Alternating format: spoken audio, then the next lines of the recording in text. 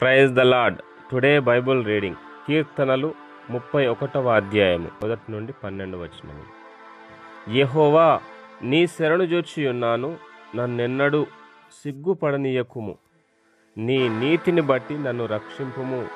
నాకు నీ చెవియొగ్గి నన్ను త్వరగా విడిపించుము.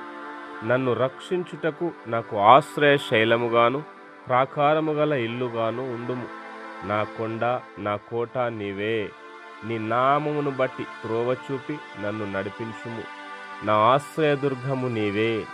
నన్ను చిక్కించుకొనుటకై శత్రువులు రహస్యముగా ఒడ్డిన వలలో నుండి నన్ను తప్పించుము. నా ఆత్మను నీ చేతికప్పగించుచున్నాను. యెహోవా, సత్యదేవా, నన్ను విమోచించు వాడవు నీవే. నేను యెహోవాను నమ్ముకొనియున్నాను. వ్యర్థమైన దేవతలను అనుసరించువారు నాకు అసహ్యులు. నీవు నా బాధను దృష్టించియున్నావు. నా ప్రాణ బాధలను నీవు కనిపెట్టియున్నావు. కావున నీ కృపను బట్టి నేను ఆనందభరితుడనై సంతోషించెదను.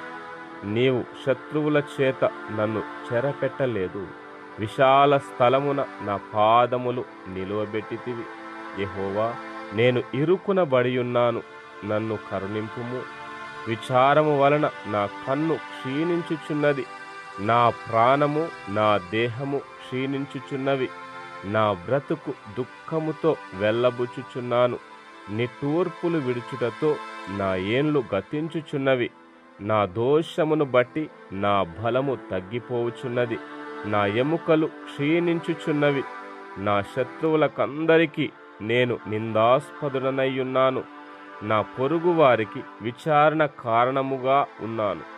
నా నెలవరులకు భీకరుడనై ఉన్నాను. వీధిలో నన్ను చూచువారు నా ఎదుట నుండి పారిపోవుదురు. మరణమై స్మరణకు రాకున్న వాని వలె మరువబడితిని. ఓటి కుండ వంటి వాడనైతిని. ఆమేన్. God bless you.